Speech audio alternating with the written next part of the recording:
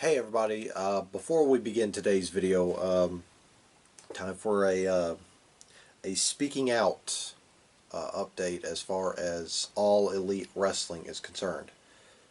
Um, there's only one name that's been taken to task with the speaking out movement as of late on the AEW's end of the spectrum, and that is Jimmy Havoc, who a couple weeks ago, AEW have announced that they have suspended him until further notice and wished him well in his battle against emotional abuse and substance abuse. And then they concluded it by saying his position in the company will be further evaluated, which basically means they're going to be putting the microscope on him going forward. So casualties as far as this on the AEW spectrum have just been very, very low. But the other name that's been on the nasty side of publicity has nothing to do with the speaking out movement, but it's regarding some unsavory comments he had made a couple of years ago, and that is Sammy Guevara, who he said some pretty heinous things towards Sasha Banks a couple of years ago, and he has since apologized. He then had a one-on-one dialogue with Sasha Banks about this, and AEW have suspended him until further notice, signed him up for some sensitivity classes, and the class act of this whole situation was they have donated his paychecks to the local women's shelter, which that is a classy move. So yeah. Then on the other side, this it's still a serious spectrum, but relating to a different matter. It is relating to the COVID-19 situation, where AEW has recently lost two stars, a big one to COVID. That would be, of course, QT Marshall of the Natural Nightmares, who hasn't been on TV for, well, he wasn't on TV last week, and he's not going to be on TV until further notice because apparently he had been around people that had COVID outside of AEW. So he and his students from the Nightmare Factory didn't travel to Dynamite last week. The other name on there is AEW World Champion John Mox, who it's not known where he contracted from. It's speculatory because his wife Renee Young had tested positive for it, so he's quarantining himself just in case, which that puts the main event to Night 2 of Fyter Fest in jeopardy. Because the word is that they're going to tape Night 2. That Night 2 is going to be taped, and it's going to be taped the same day as Night 1, which is tonight at the time of recording. So who knows how it will go. Maybe Mox will be A-OK in time, or maybe they'll have to work something out. So, yeah. But that's going to do it from the whole spectrum. Just to wrap this segment up in a nice little bow, just short order it. Jimmy Havoc's been suspended until further notice due to allegations levied against him. Sammy Guevara has been suspended until further notice due to some immature things he had said, a couple of years back. QT Marshall and AEW World Champion Jon Moxley are in quarantine until further notice.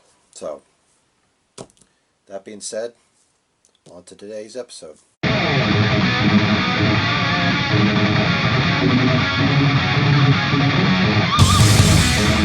Hey everybody, welcome back to an episode of The Elite, the Elite Count. I am War Machine MJ, and I'm here today to talk about the go-home show to Fyter Fest. Now, quick programming note as far as Fyter Fest goes, I'm not going to be doing two separate episodes of Elite Count. In fact, I'm going to wait till all the festivities of Fyter Fest have wrapped up before I do the Elite Count. So it's going to be another episode of the Elite Count Super. Just combine them all together. So that being said, let's go ahead and dive on in to the go home. But before we do, let's go ahead and introduce my guest. This is Bruce. Want to say anything to the camera? No? Yes, this is Bruce. He's a nephew. He's scared of storms. So that's why he's down here in the bunker. Alright. I'll let you go back to napping. Anyway, let's go ahead and jump into All Elite Wrestling from the 24th of May. June. 24th of June. I'm getting my months backwards. We kicked off the show with the Lumberjack match, which was Wardlow with MJF taking on Luchasaurus with Jurassic Express at ringside, along with the other members of the male locker room, including Chuck and Trent dressed up like lumberjacks, actual lumberjacks. This was just a hard-hitting, balls-to-the-walls match. Wardlow and Luchasaurus, the big men of their respective factions, just kicking the absolute dog shit out of each other. But, the finish came when, the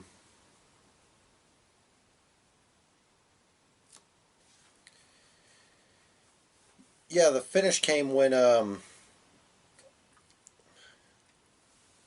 Wardlow, after a distraction from MJF, decks Luchasaurus right in the Jurassic Park, and then he hits Luchasaurus with an F10. Afterwards, there was just a big brawl between MJF, Wardlow, and the Jurassic Express, with the Lumberjacks breaking everything up. It would be announced that on night one of Fyter Fest, it's going to be a tag team match. It's going to be Wardlow and MJF taking on the team of Luchasaurus and Jungle Boy. Next, we were going to have one-on-one action as Red Velvet took on the AEW Women's Champion / my all-elite wifey, Hikaru Shida. I say we were because Hikaru Shida, on her way to the ring, started jaw-jacking with Penelope Ford, her challenger for night one of Fyter Fest. When Penelope Ford then just paintbrushed Hikaru Shida right on the face with a vicious slap. Hikaru Shida wanted to retaliate so bad, but she had business to take care of, and business to take care of she did. She put away Red Velvet with a knee strike and a Falcon Arrow for a 3 count. That was it. That was all of her offense. As soon as the bell rang, she got outside the ring and she just decked the absolute shit out of Penelope Ford. They brawled.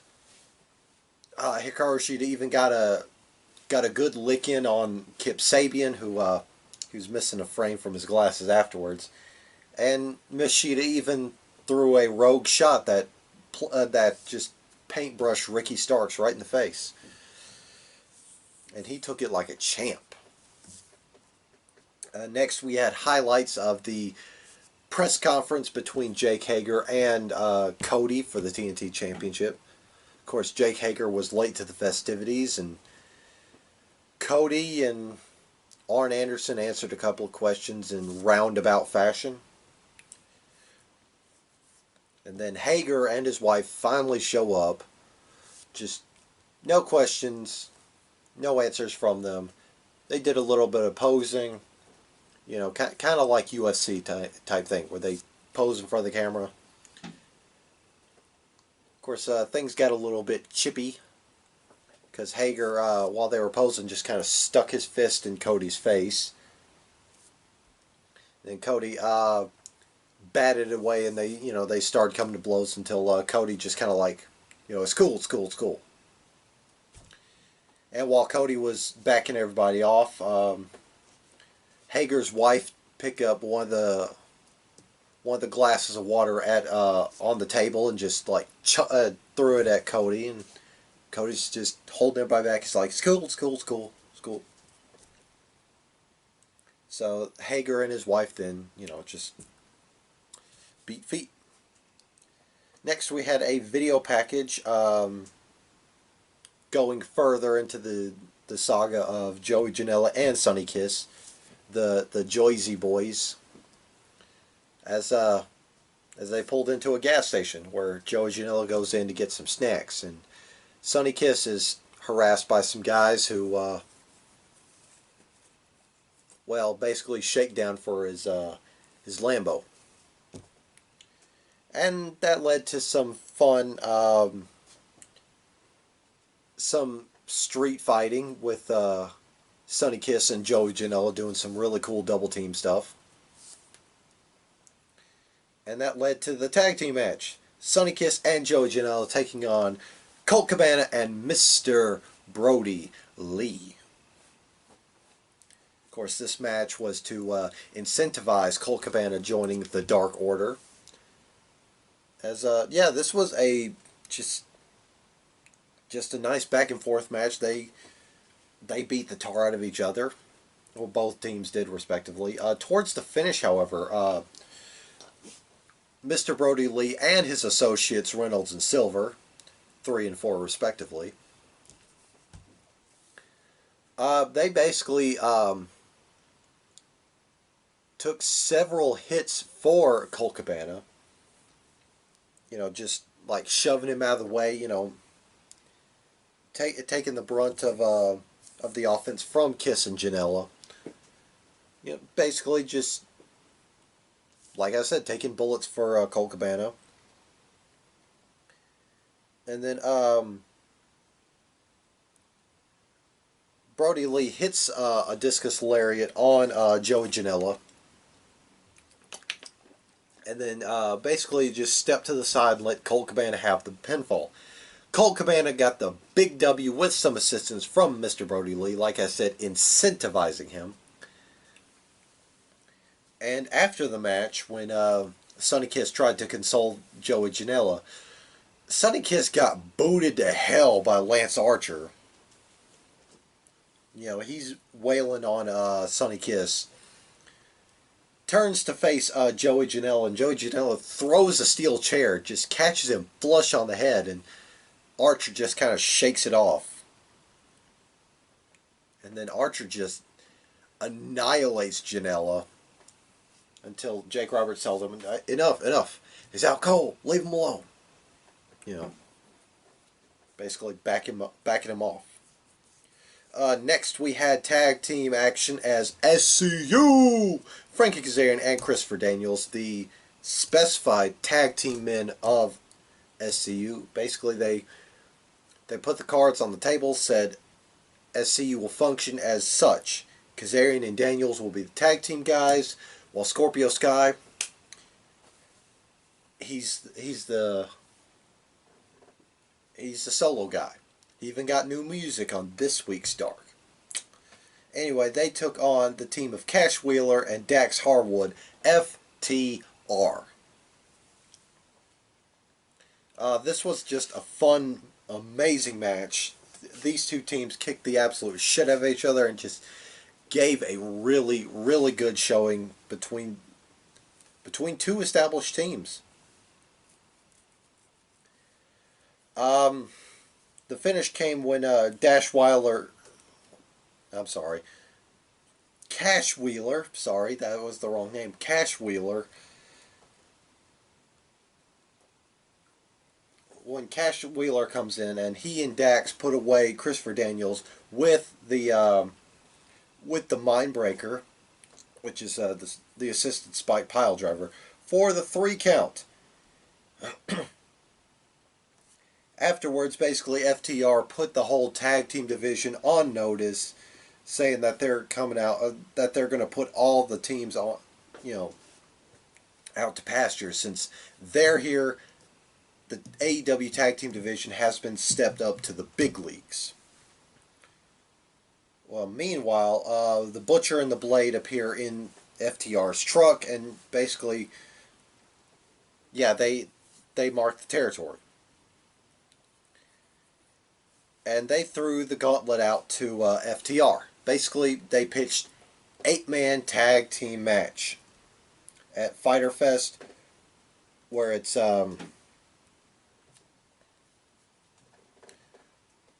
the Butcher and the Blade teaming with the returning Lucha Bros, taking on FTR and the Young Bucks.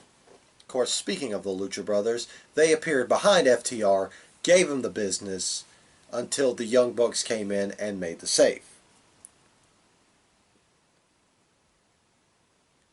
Next, we had a video package for Jon Moxley and Brian Cage.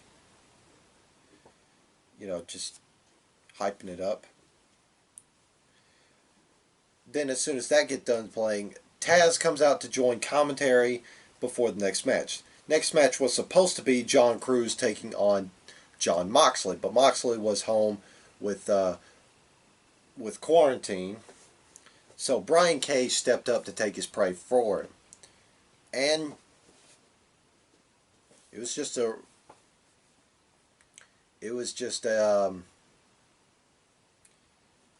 pure display of carnage, as Brian Cage literally threw John Cruz all over the ring. There was even one point where he just basketball passes that John Cruz back into the ring. Of course, Brian Cage put away John Cruz with the drill claw for the 3 count. Afterwards, Taz gets on the mic and he's spitting more fire. Calls Jon Moxley hiding at home, quarantining himself, a bullshit excuse. And basically, he says Cage is going to take the title at Fyter Fest.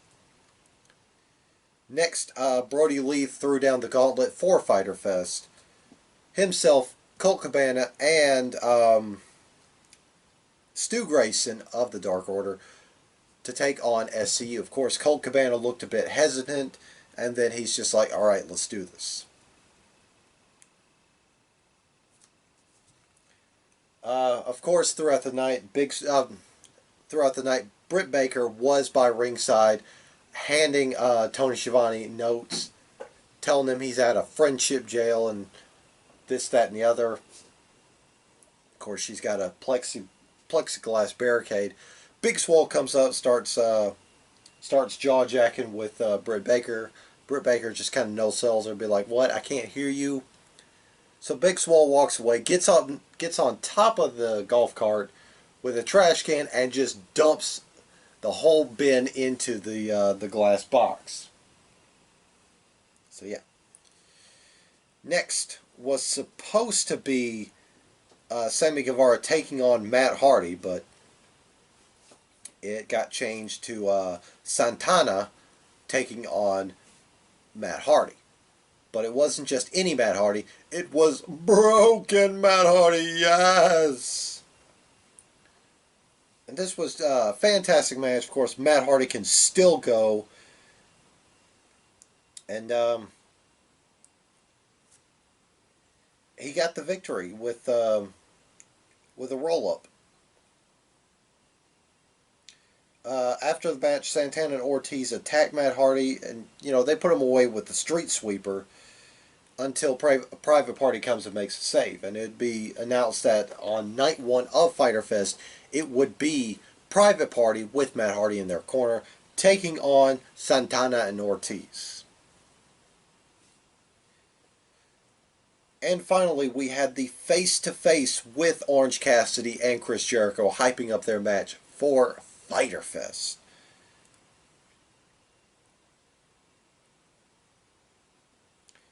Uh, Basically, it was Chris Jericho just running down Orange Cassidy, talking about how much he hates him, how calls him out for being lazy, just this, that, and the other. He even says, you know, he respects a small part of Orange Cassidy because the late great Brian Pillman once told him, "You got to stand out by doing something nobody else has done before." So Orange Cassidy just kind of mimicked that, took that to heart, if you will.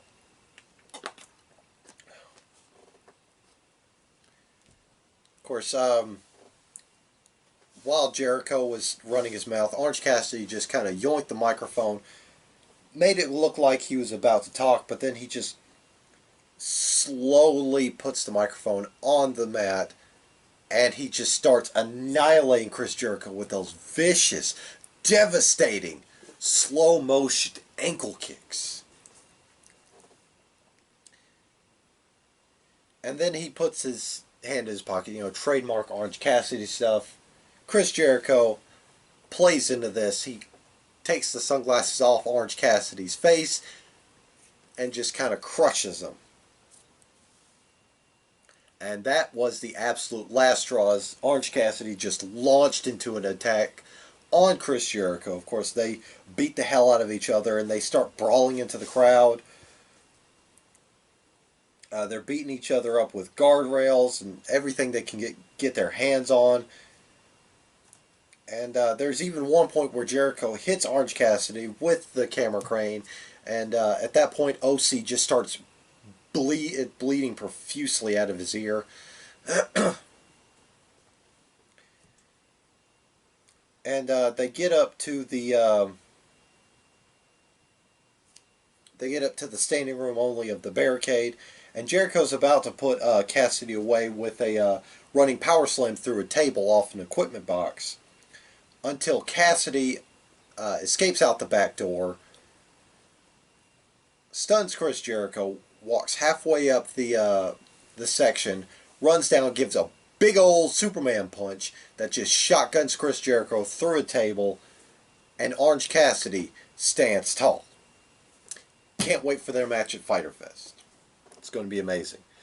But that is the go home show to AEW Dynamite. The go home to Fyter Fest. Yes. So yeah, like I said, Fyter Fest is going to be covered in one episode, one super episode of Elite Count. It's not going to be 2 episodes. It's just going to be one big ass episode. So, as always, if you missed Rod and his opinions, he has a podcast, Prime Talk with Rodimus Prime, on the Castbox app. Go check it out. That being said, I'm War Machine MJ, and I will see you guys next time. Ba-bang.